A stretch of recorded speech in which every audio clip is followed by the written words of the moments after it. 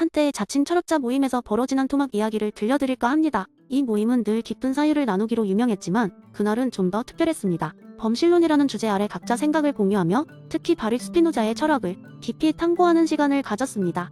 모임의 주제 발표자인 최 교수는 스피노자의 범실론에 대한 열렬한 지지자였습니다. 그는 신이 자연 그 자체라고 주장하는 스피노자의 사상을 설명하면서 신과 자연이 하나라는 이론을 흥미롭고 좀 더 현대적으로 풀어 설명하려 했습니다. 여러분 상상해보세요. 만일 우리가 사는 이 세상이 하나의 거대한 피자라면 각각의 재료가 신의 속성일 것입니다.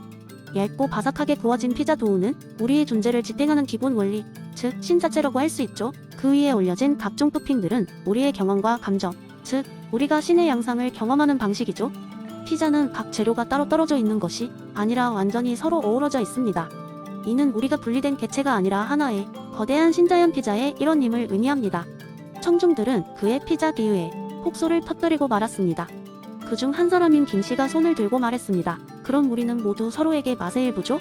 결국 각자의 특성과 경험이 조화롭게 어우러져 하나의 피자를 이루는 것이라니 갑자기 저녁으로 피자가 먹고 싶어지는 거려. 유쾌한 대화는 계속 이어졌고 사람들이 철학적 사유에 대한 깊이를 더해갈수록 각자의 시각이 더욱 명확해졌습니다. 이윽고 박씨가 조심스레 말을 이었습니다. 그렇다면 신이 자연이라면 자연 파괴는 결국 신을 해치는 일이라고 볼 수 있을까요?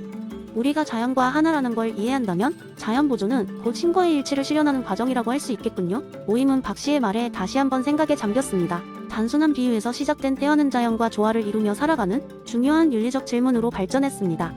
밤이 깊어갈 무렵 참석자들은 모임을 마치며 서로에게 감사의 인사를 건넸습니다. 그리고는 각자 집으로 돌아가며 스피노자의 범실론이 주는 메시지를 마음속에 담궈냈습니다.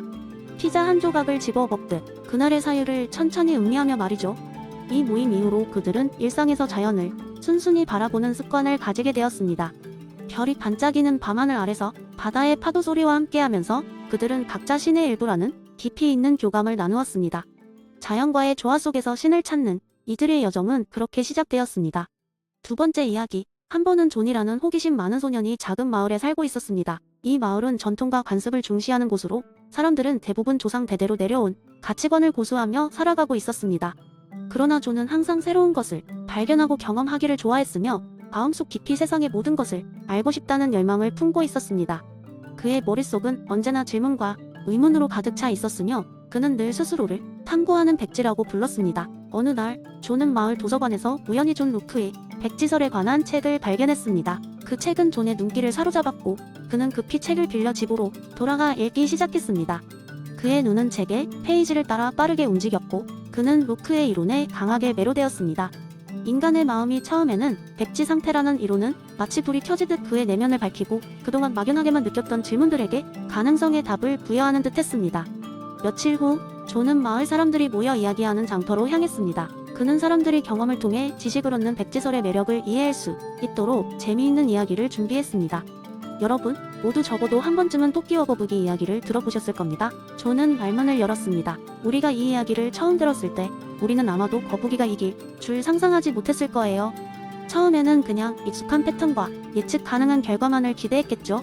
그러나 그 이야기를 처음 들었을 때의 깨달음이 여러분으로 하여금 새로운 방식으로 세상을 바라보게 만들지는 않았나요? 아마 우리가 그 이야기를 들을 때 우리 모두는 백지였고 그 이야기는 우리의 마음속에 새로운 선을 그렸을지도 모릅니다. 마을 사람들 중 일부는 아예하는 표정을 지었고 다른 이들은 흥미롭다는 듯이 귀를 기울였습니다. 존은 힘을 얻어 계속해서 이야기를 이어갔습니다. 루크에 따르면 우리의 마음은 백지 상태로 시작해 경험을 통해 그려집니다. 경험이란 단지 눈으로 보고 귀로 듣는 것만이 아닙니다. 그것은 우리가 실패하고 성공하는 과정이며 사람과의 관계를 형성하고 책을 읽고 심지어 꿈을 꾸는 순간까지 포함됩니다. 결국 우리의 삶 자체가 마음의 그림을 그리는 붓과 같은 것이죠. 사람들은 점점 존의 이야기에 빠져들었습니다. 한 노인은 살며시 손을 들고 질문했습니다. 그 말이 사실이라면 우리는 어떻게 우리 자신의 백지를 가장 아름답고 의미 있게 그릴 수 있을까요?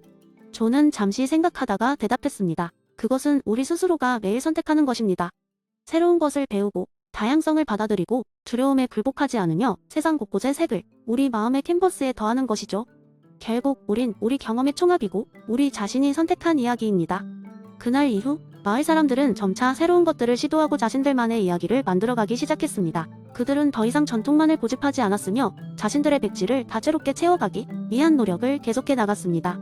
그리고 모든 변화의 시작은 탐구하는 백지였던 존의 이야기였습니다. 세 번째 이야기. 존이라는 남자는 그저 그런 일상 속에 살고 있었습니다. 매일 아침 알람 소리에 눈을 뜨고 커피를 마시며 출근을 준비하는 모습은 아주 익숙한 풍경이었습니다. 그의 하루는 사무실과 집 사이를 오가는 반복적인 루틴으로 가득 차 있었습니다. 이따금 주말에 친구들과 시간을 보내기도 했지만 그조차도 크게 다르지 않은 패턴으로 이어졌죠. 그러던 어느 날 존에게 뜻밖의 일이 벌어졌습니다. 그것은 여느 날처럼 평범하게 시작된 아침이었습니다. 커피숍에서 커피를 주문하려던 순간 낯선 여인이 그의 앞에 서 있었습니다. 그녀는 자신의 지갑을 잃어버려 커피값을 지불할 수 없다고 했습니다. 존은 자연스럽게 자신의 카드로 커피값을 계산해 주었고 여인은 고마움을 표하며 자신의 연락처를 남겼습니다. 존은 별다른 기대 없이 그 여인 엠마에게 연락을 했습니다. 그러나 엠마와의 대화는 그의 삶에 스며드는 중요한 계기가 되었습니다. 그녀는 예술가였고 세상을 바라보는 그녀의 시각은 존이 알던 모든 것과는 달랐습니다. 엠마는 바디우가 말한 사건 그 자체였습니다. 그녀와의 만남은 그의 일상적인 삶에 균열을 가져왔고 그는 자신이 전혀 알지 못했던 예술의 세계에 점차 빠져들게 되었습니다. 엠마는 존에게 이렇게 말했습니다. 우리는 모두 일상 속에서 무언가를 찾고 있어요. 그것은 아마도 새로운 눈, 새로운 방식, 혹은 새로운 시작일지도 몰라요.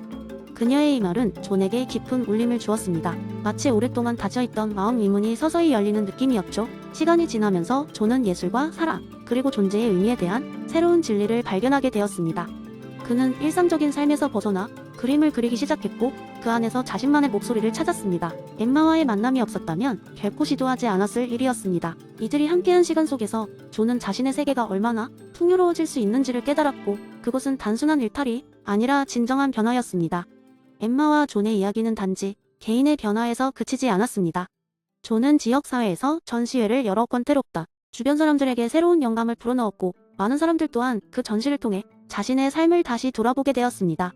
이처럼 바디우의 사건이란 단순히 하나의 사건으로 끝나지 않습니다. 그것은 개인의 내면을 변화시키고 그 변화의 물결이 사회까지 닿아 결국은 지속적인 변혁을 이끌어내는 것입니다.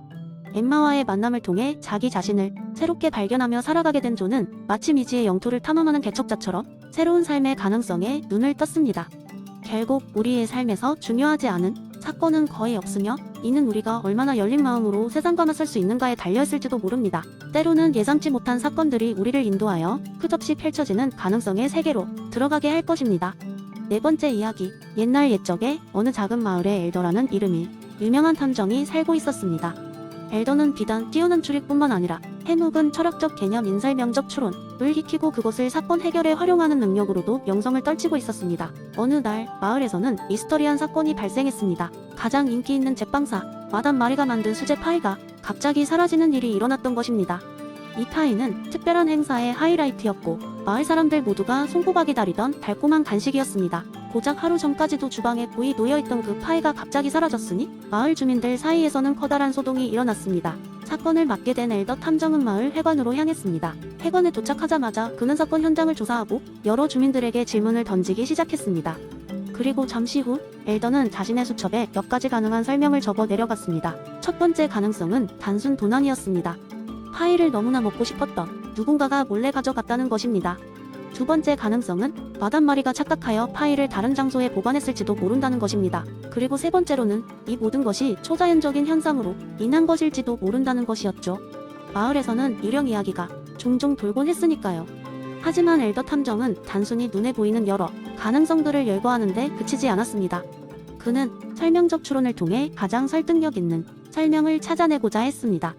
여러 증거와 이야기를 조합하여 그는 보이지 않는 퍼즐 조각들을 맞추기 시작했습니다.